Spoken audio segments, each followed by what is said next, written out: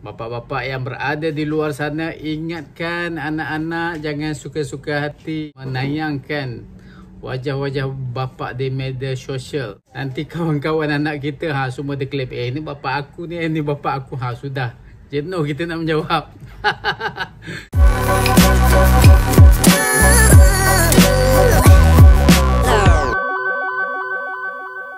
Okay guys, hai.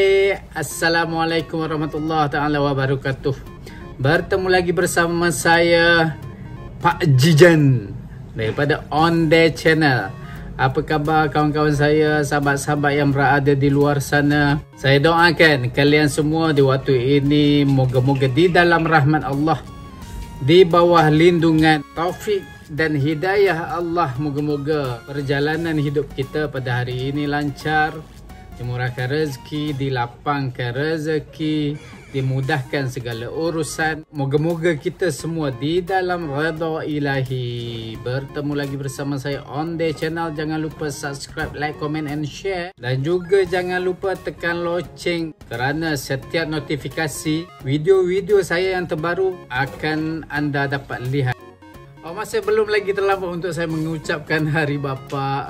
Cuma saya nak ingatkan bapak-bapak yang berada di luar sana, ingatkan anak-anak jangan suka-suka hati menayangkan wajah-wajah bapak di media sosial. Nanti kawan-kawan anak kita semua declare, ini bapak aku ni, ini bapak aku. Sudah jenuh kita nak menjawab.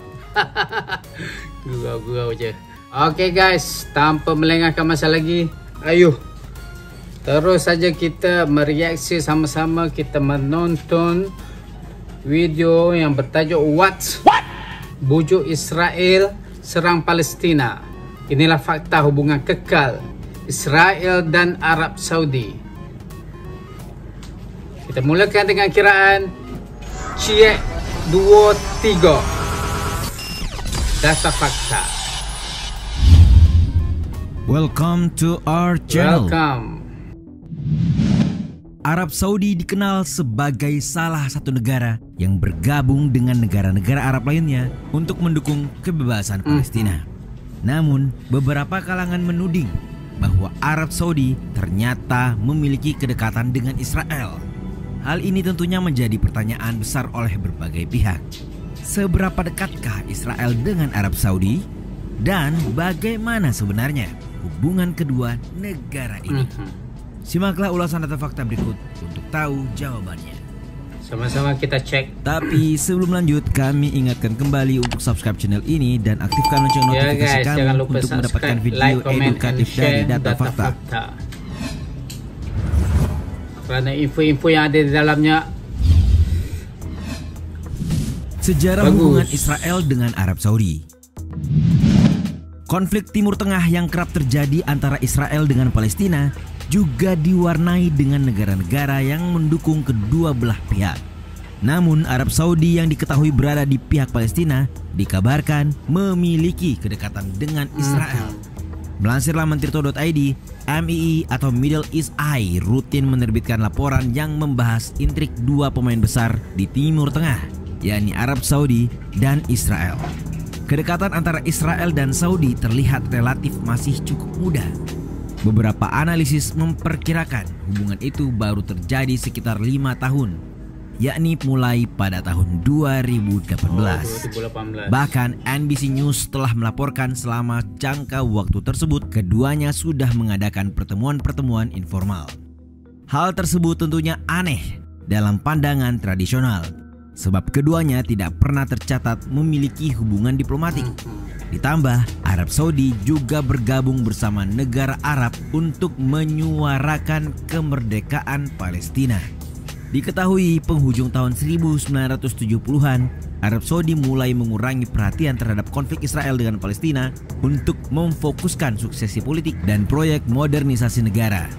Kemudian seorang analis bernama David Hertz beberapa tahun yang lalu telah mengungkap permainan dua kaki yang dilakukan Arab Saudi. Yang menyatakan bahwa Arab Saudi telah melakukan pertukaran informasi dengan pihak Israel yang bersifat rahasia dalam pertemuan reguler.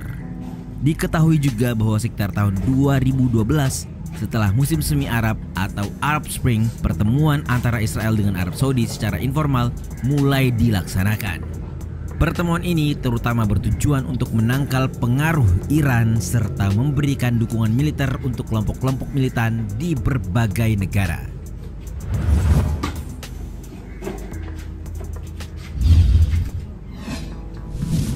Berbagi informasi intelijen. Beberapa tahun belakangan ini, Israel dengan Arab Saudi dikabarkan semakin dekat dengan melakukan kerjasama yang salah satunya yakni berbagi informasi intelijen. Mengutip laporan Merdeka.com, kedekatan tersebut terjadi sejak Pangeran Muhammad bin Salman menjabat sebagai pemimpin tertinggi Arab Saudi.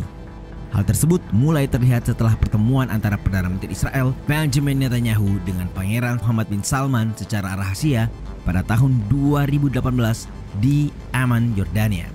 Diketahui juga kedua pihak saling berbagi informasi intelijen seperti yang diungkap dari situs web Arab Saudi yang menerbitkan wawancara dengan Kepala Staf Militer Israel. Adanya kerjasama melawan Iran melandasi pertukaran informasi tersebut dalam wawancara yang diterbitkan oleh ILF pada November 2017. Dari wawancara tersebut, Letnan Jenderal Gadi Eisenkot menyebutkan bahwa Israel siap untuk berbagi informasi intelijen dengan Arab Saudi untuk menghadapi ancaman dari Teheran Iran. Kemudian media Al Jazeera menyebutkan bahwa militer Israel membenarkan isi wawancara tersebut. Menteri Intelijen dan Transportasi Israel, Israel Katz, pada bulan Juni 2017 menyarankan agar Raja Arab Saudi Salman mengundang Benjamin Netanyahu ke Riyadh. Hal tersebut dimaksudkan untuk membangun hubungan diplomatik. Katz juga mengatakan bahwa Raja Salman harus mengirim putranya ke Tel Aviv, putra mahkota Muhammad bin Salman.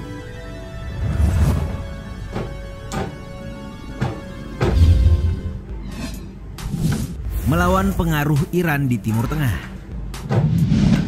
Musuh bersama sering membuat dua pihak menjadi dekat. Hal inilah yang juga terjadi antara Arab Saudi dengan Israel. Dalam laporan David Hartz untuk MII, keduanya membangun kooperasi karena memiliki musuh bersama, yaitu Iran. Rezim Saddam Hussein yang dihancurkan di Irak pada tahun 2003 telah membuat berubahnya peta koalisi. Amerika Serikat mengalihkan fokus ke rezim Syiah Iran dan Arab Saudi digandeng, seperti halnya Amerika Serikat setia kepada Israel. International Crisis Group melalui Oliver Zalberg berkata pada Linah Al-Safin dari Al Jazeera bahwa perubahan peta politik semestinya harus mempertimbangkan Israel dan Palestina.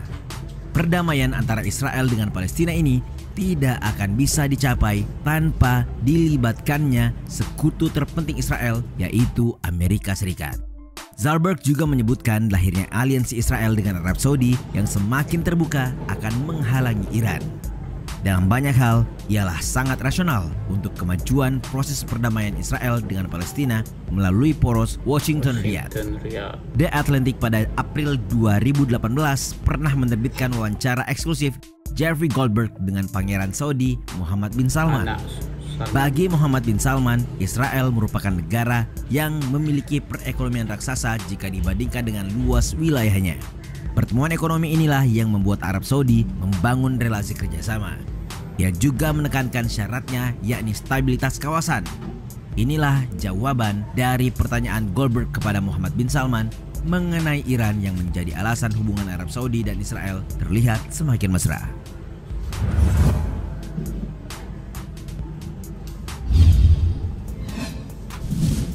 Kerjasama militer. Hubungan yang akur semakin ditunjukkan oleh Israel dengan Arab Saudi. Diketahui keduanya memiliki kerjasama di bidang militer. Surat kabar Swiss Basler Zeitung menyebutkan adanya aliansi rahasia Israel dengan Arab Saudi untuk menahan ekspansi Iran di wilayah itu.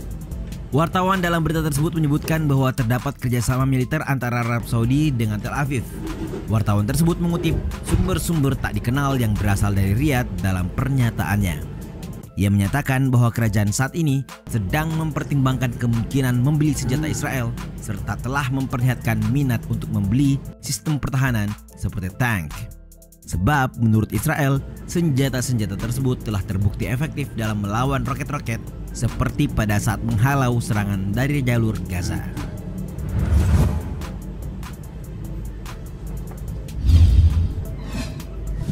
bujuk Benjamin Netanyahu serang Gaza. Mohammed bin Salman, putra mahkota Arab Saudi, menjadi perbincangan hangat saat ia diduga terlibat dalam kasus pembunuhan jurnalis Saudi Jamal Khashoggi. Seperti yang dilansir dari laman tirto.id, Mohammed bin Salman berusaha membujuk Perdana Menteri Israel Benjamin Netanyahu untuk memulai konflik dengan Hamas di Gaza. Hal tersebut diungkapkan oleh sumber-sumber Arab Saudi dan hal ini dilakukan untuk meredam perhatian dunia dari pembunuhan jurnalis tersebut. Sumber tersebut juga menyebutkan bahwa perang di Gaza merupakan salah satu langkah dan skenario yang berasal dari gagasan tim yang dibuat untuk melawan isu kasus tersebut. Tim Satuan Tugas Darurat ini terdiri atas pejabat istana kerajaan, Kementerian Luar Negeri dan Pertahanan yang memberikan arahan kepada putra mahkota setiap 6 jam. Tim tersebut menyarankan kepada Mohammed bin Salman bahwa perang di Gaza akan mengalihkan perhatian Presiden Amerika Serikat Donald Trump pada saat itu. Selain itu juga untuk memfokuskan lagi perhatian Washington pada peran Arab Saudi dalam memperkuat kepentingan strategis Israel. Tim ini juga menyarankan Mohammed bin Salman untuk menetralisasi Turki dengan berbagai cara. Salah satunya termasuk menyuap Presiden Turki Erdogan dengan menawarkan untuk membeli senjata Turki dan berupaya meningkatkan hubungan baik antara Arab Saudi dan Turki. Mohammed bin Salman juga mengklaim bahwa kasus jurnalis tersebut dipakai untuk membuat hubungan Arab Saudi dan Turki menjadi renggang. Kemudian para pejabat Arab Saudi juga telah membantah mengenai keterlibatan putra mahkota dalam kasus jurnalis yang terjadi pada 2 Oktober 2018 di Konsulat Arab Saudi di Turki. Itulah tadi sejumlah fakta mengenai kedekatan Arab Saudi dengan Israel yang menjadi sorotan publik. Bagaimana pendapat kalian? Oke guys, itulah tadi apa yang kita nampak. Arab Saudi rupanya bersekongkol dengan Israel. Patutlah negara-negara kesatuan Arab tidak membantu Palestin. Kesian Palestin, terkotang kanting, terpaksa melawan negara-negara Arab sekitarnya tanpa membantu. Rupanya mereka dah ada persepakatan dengan Israel, dengan US. Macam Mesir kan, Facebook pun dilarang. Jika ada isu-isu Palestin, semua terus di-block. Sampai macam tu sekali diorang jaga, tak nak ambil tahu pasal Palestin. Patutlah sampai sekarang pun tak ada siapa yang dari negara Arab khususnya memang tak ada membantu langsung. Pokoknya inilah yang kita tahu persepakatan Israel dengan negara-negara Arab. Okey, itu saja info untuk kali ini. Jika channel ini ada manfaat untuk kalian, maka bolehlah subscribe, like, comment and share on the channel. Jangan lupa tekan button loceng untuk on the channel bisa maju terus ke depannya dengan sokongan kalian semua. InsyaAllah kita jumpa lagi di lain waktu. Assalamualaikum.